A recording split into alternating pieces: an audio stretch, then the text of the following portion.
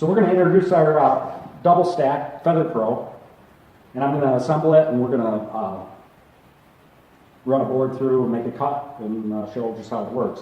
It's got all the same features and benefits as a single Feather Pro. And here we go. We're going to assemble it and set it up.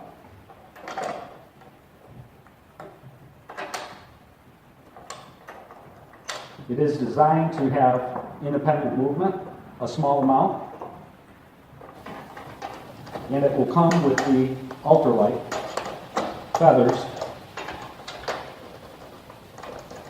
as they're the ideal insert to use with a double stack.